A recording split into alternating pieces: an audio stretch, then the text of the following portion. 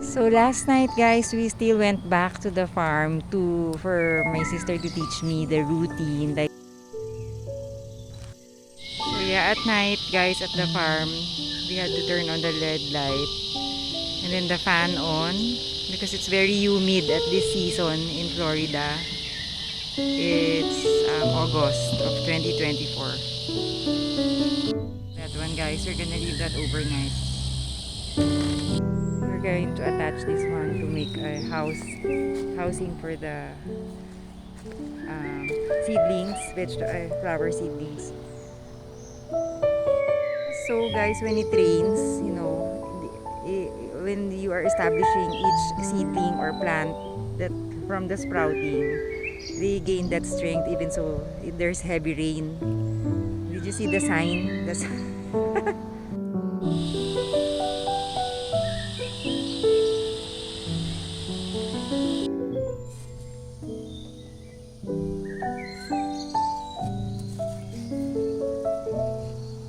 Hey guys, nandito kami ngayon sa junk shop.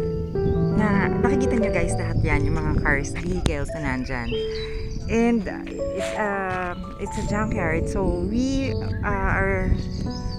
can't find.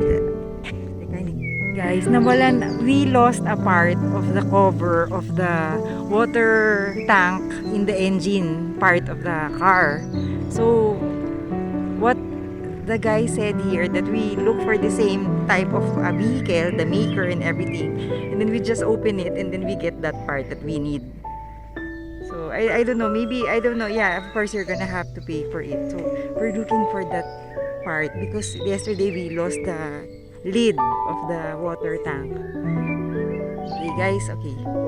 So we found the vehicle that could have possible the engine part is empty. But you see, oh, there's a cover. Yeah, we're going. You see, the engine was empty.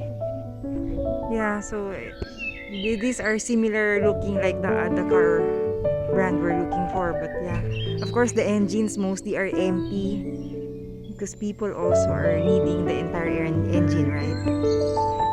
So a tip, if you want to know, because it's hard to look at what brand already of the car with this scenario, like everything is broken, you just look at the steering wheel. You see there.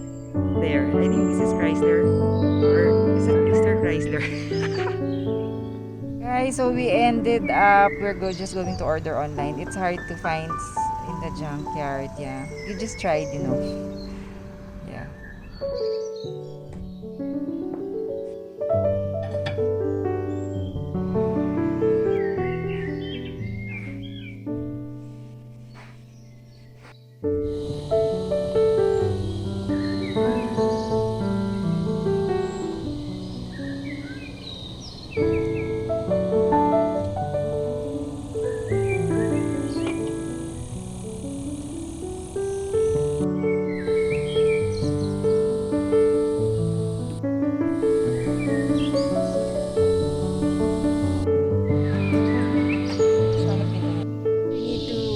The fertilizer, we need to water the calamansi as well. Organic fertilizer guys.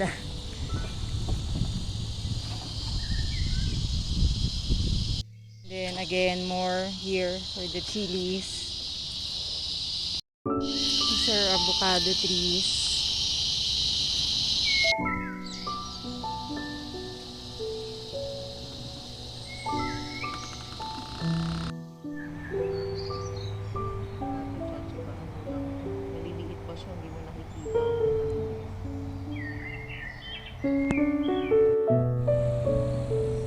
What are these, cucumber?